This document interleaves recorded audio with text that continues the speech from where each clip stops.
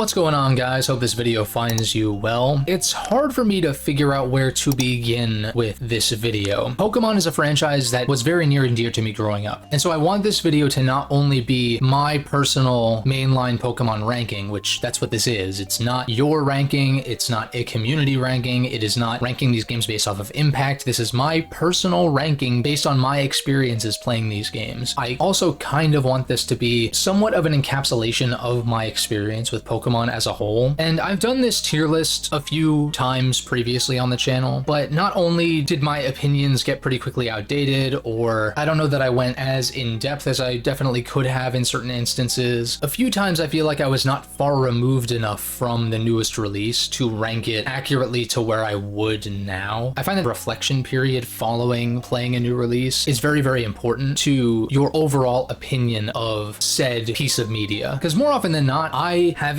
enjoyed my time with most of these games, but then I sit back and reflect on things, and sometimes certain things shift up a little bit, sometimes they shift down. It does depend. But without making this intro too long-winded, I am trying to hit 1,000 subscribers by the end of the year, and I would really appreciate it if you are not subscribed if you would do so. I don't really have specific plans to talk Pokemon much on the channel, at least in the form of regular uploads, but I do like to stream a Pokemon game or two every year, just kind of for fun, super casual playthroughs of ROM hacks that improve upon the vanilla version of these games, so to speak. But I also have plenty of experience with the vanilla versions of these games, which I'm going to primarily base my rankings off of in this video. And so with that said, let's establish the tiers. S tier is obvious. It's the best of the best among these games, not necessarily among games in general. This tier list is relative to itself. The letters should not inherently indicate anything. And so if you're going to skip to the end of the video and just make a snap judgment based on the final result, I would obviously encourage you to not do that, because that misses the entire point of me making this a video and not just a fucking Reddit post or something where there is more often than not no context for any placements. The tiers are at the end of the day somewhat arbitrary, but this is just the way that I categorize these games. But yeah, I would say S tier is obvious. A tier are still among the best, but not quite the best of the best for me. B, I would say, is still positive. Like, yeah, these are good games, but maybe I don't feel as much of a draw to go back and play them much anymore, or they have some notable drawbacks or some combination of that, but I still think that they are good by the standards of the Pokemon series, or at least they have enough redeeming qualities to kind of make up for whatever might be lacking. I'm going to say C is going to be games that may have been good for their time, but are outdated or outclassed in some significant way, where you're better off playing a newer iteration. And then D tier is going to be straight up the Pokemon games I think are just not good in one form or another.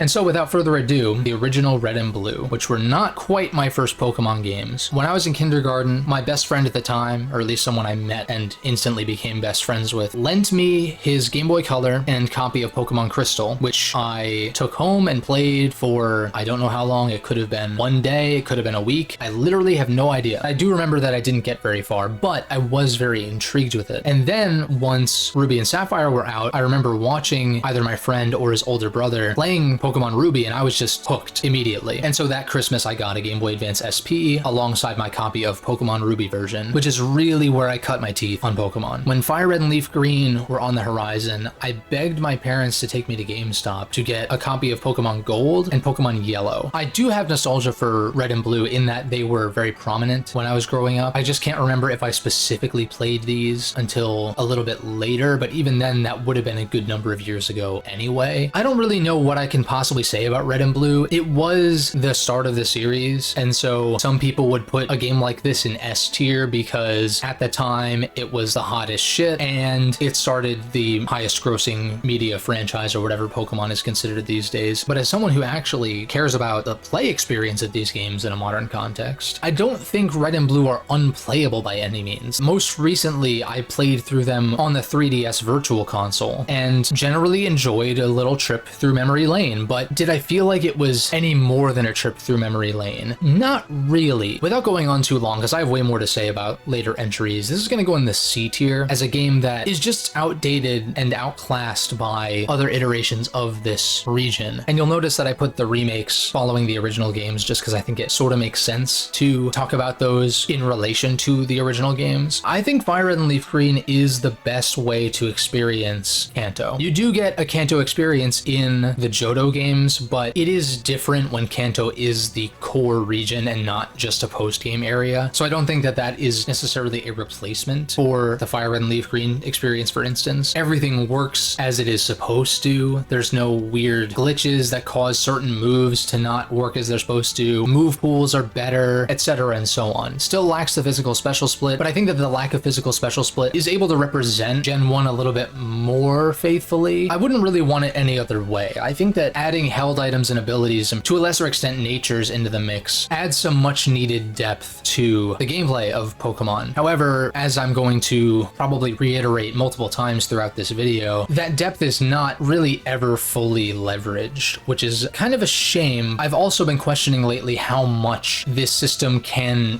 really be leveraged in the context of in-game against an AI, but I'm going to hold some of my thoughts on that for a little later. And see, the thing is, while Fire Red and Leaf Green are the definitive way to experience Kanto, there are enough Pokemon games that I would put above Fire Red and Leaf Green that I'm going to put this in B, which is still a very good ranking. Don't get it twisted. In the past, I've ranked this game higher, but whenever I think about Fire Red and Leaf Green, I just don't really have a strong desire to play it these days for whatever reason. Even ROM hacks aren't really enough for me to care that much, I guess, aside from that historical aspect and the nostalgia I definitely have for the first several generations of Pokemon. Now, Pokemon Yellow, while technically the third version of Red and Blue, okay, well, technically it was Red and Green in Japan, and then Blue was the third version. Yeah, but Red, Blue, and Green are so similar, it's not even remotely the same as like a Crystal or an Emerald or a Platinum. And so I view Yellow as being kind of like the third version, even though it does have more oddities as opposed to straight up improvements per se, because it was intended to tie sort of more into the anime, with Pikachu being your starter, getting access to Bulbasaur, Charmander, and Squirtle throughout your journey. I think this game is somewhat outdated in a sense too, because it's still Gen 1, but I think it can be ranked above the original Red and Blue, just at least for that novelty of being different. And by virtue of that, Let's Go Pikachu and Eevee should be, in theory, above Fire Red and Leaf Green. However, there are some things that are lacking in Pikachu and Eevee that prevent it from being the definitive Kanto experience. One of which is the rival being changed, which I find really odd. You are going on this exact same journey. Giovanni is wrecking havoc the exact same way that you would have thought happened years ago when Red and Blue were on their journeys, but apparently Red and Blue in this timeline didn't have access to the Pokedex or something weird, and Blue kind of serves as like a mentor figure as opposed to your rival, and you get Trace, who is extremely forgettable and bland. Mechanically, I find it weird that they removed, I think, both held items and abilities. I do like that they brought Mega Pokemon back from Gen 6, and even though they were accessible in the Alola games, having Mega Evolution be the core gimmick of Let's Go Pikachu Eevee I thought was cool. Let's Go Pikachu and Eevee are still the best looking Pokemon games on Switch. The catching mechanics being more like Pokemon Go, I'm not really a fan of. I don't really like tacked on motion controls. I feel like we're well past that. I don't mind catching being a little bit more involved, but it forcing you to do the little flick thing like in Pokemon Go, not the biggest fan of that. But if there was a way to do it on controller, I feel like it's forgivable enough. It's not like you're ever really grinding against wild Pokemon in these games, I guess, unless you're doing a Nuzlocke specifically, but I've never been a fan of play styles in these games that require grinding. I feel like that's kind of counterintuitive in some sense, and is part of the reason that leads me to this conclusion of 6v6 singles maybe not being the most interesting battle system for the single player JRPG portion of Pokemon, whereas on the competitive side of things, I think it works great as a general format. I